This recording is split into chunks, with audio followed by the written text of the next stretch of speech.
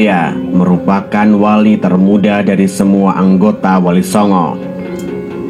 Beliau adalah putra tertua Sunan Kalijogo dari pernikahannya dengan Dewi Saroh. Sunan Muria lahir dengan nama Raden Umar Sahid. Ada pula yang mengatakan nama kecilnya adalah Raden Prawoto. Dewi Saroh adalah putri dari Syekh Maulana Ishaq. Ibu dari Sunan Muria ini masih merupakan saudara dari Sunan Giri. Kemungkinan besar Dewi Saroh adalah saudara Sunan Giri namun berbeda ibu. Catatan historiografi tidak terlalu banyak mengutip kiprah Sunan Muria. Kiprah Sunan Muria lebih berasal dari cerita tutur. Berbeda dengan kiprah para anggota Wali Songo lainnya yang banyak terdokumentasikan dalam sejarah. Penyebabnya adalah karena selain Sunan Muria, para anggota Wali Songo lainnya banyak berinteraksi dengan keluarga istana, mulai dari Majapahit, Demak, dan Pajang. Bahkan Sunan Kalijogo, ayahanda Sunan Muria, tercatat masih berinteraksi dengan Mataram Islam hingga masa kepemimpinan Panembahan Senopati. Sedangkan Sunan Muria sendiri lebih banyak beraktivitas di sekitar Gunung Muria, sebelah utara Demak. Beliau memilih hidup berdampingan dengan rakyat kebanyakan. Aktivitasnya di sekitar Gunung Muria inilah yang membuat Raden Umar Said kelak dikenal dengan nama Sunan Muria. Sebagai putra seorang anggota Wali Songo, Sunan Muria memulai pendidikannya dari Sunan Kalijogo. Sunan Muria mempelajari bagaimana kehidupan masyarakat beserta kebudayaan yang dianutnya. Di masa Sunan Muria, masyarakat sebagian besar masih memeluk ajaran Hindu, Buddha, dan sebagian lainnya masih mengikuti ajaran animisme, dinamisme. Dalam sebuah cerita tutur disebutkan bahwa Sunan Muria menjalani sebuah ritual yang disebut Topongeli, yang maksudnya bertapa dengan cara menghanyutkan diri di sungai. Namun dalam konteks sekarang, yang dimaksud dengan Topongeli lebih ke arah membaurnya diri ke dalam masyarakat tanpa harus mengikuti kebiasaan-kebiasaan yang tidak baik. Seorang pendakwah sudah seharusnya membaurkan diri ke dalam masyarakat, namun dengan upaya membuat mereka ke arah yang lebih baik. Seperti Sunan Kalijogo, Sunan Muria juga mempelajari kesenian wayang. Salah satu kesenian yang populer pada masa tersebut adalah wayang. Sunan Kalijogo sudah menggunakan wayang sebagai media berdakwah, sebagaimana halnya Sunan Bonang dan Sunan Giri. Selain belajar kepada Sunan Kalijogo, Sunan Muria juga belajar kepada Sunan Ngerang. Bersama dengan Sunan Kudus, Sunan Muria sempat menimba ilmu di pesantren Sunan Ngerang.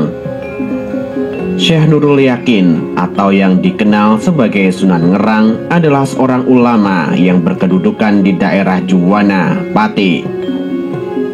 Sunan Ngerang pernah diundang oleh Sunan Ampel dalam pertemuan para ulama di Ampel Denta. Hal tersebut menunjukkan bahwa Sunan Ngerang termasuk salah satu ulama yang berjasa menyebarkan ajaran Islam di Jawa. Selama belajar di Juwana inilah Sunan Muria dinikahkan dengan Dewi Roroyono, putri dari Sunan Ngerang. Selain dari Sunan Kalijogo dan Sunan Ngerang, belum terdapat sumber sejarah yang menyebutkan guru dari Sunan Muria. Setelah belajar sekian tahun lamanya, Sunan Muria memulai aktivitas dakwahnya. Beliau membangun sebuah masjid di puncak Gunung Muria. Kemudian, tidak jauh dari masjid tersebut, Sunan Muria membangun sebuah pesantren sebagai pusat pengajaran agama Islam. Pada masa tersebut, Gunung Muria berada pada sebuah pulau yang terpisah dari daratan Jawa. Sebelum terjadinya pendangkalan akibat semburan lumpur, terbentang sebuah selat yang menghubungkan Muria dengan pesisir Demak. Karena itulah, pada masa-masa tersebut, Demak masih menjadi kota pesisir dan Muria sebuah pulau yang berada di seberang utara Demak. Raden Umar Said mengawali dakwahnya di sekitar Gunung Muria. Di kemudian hari, Raden Umar Said lebih dikenal sebagai Sunan Muria. Sebuah masjid dan pesantren dibangun di puncak Gunung Muria sebagai pusat peribadatan sekaligus pusat pendidikan agama Islam. Mengacu kepada efektivitas cara berdakwah Sunan Kalijogo yang menggunakan media kesenian, Sunan Muria pun melakukan hal yang sama. Lakon Dewa Ruci, hasil gubahan Sunan Kalijogo, merupakan satu tema yang juga sering dimainkan oleh Sunan Muria. Selain lakon Dewa Ruci, Sunan Muria juga membawakan lakon lainnya hasil gubahan Sunan Kalijogo seperti Dewa Serani, Jamus Kalimasada, Begawan Ciptaning, dan Semar Ambaran Jantur. Melalui kesenian wayang yang telah disesuaikan dengan ajaran Islam, Sunan Muria menyampaikan pengetahuan yang berhubungan dengan tauhid. Media dakwah lainnya yang digunakan Sunan Muria adalah tembang-tembang Jawa. Sunan Muria dikenal sebagai pencipta tembang-tembang cilik jenis sinom dan kinanti. Sunan Muria seperti anggota Wali Songo lainnya banyak melakukan alkulturasi budaya. Berbagai kebiasaan lama tidak ditentang oleh Sunan Muria selama masih bisa disesuaikan dengan ajaran Islam.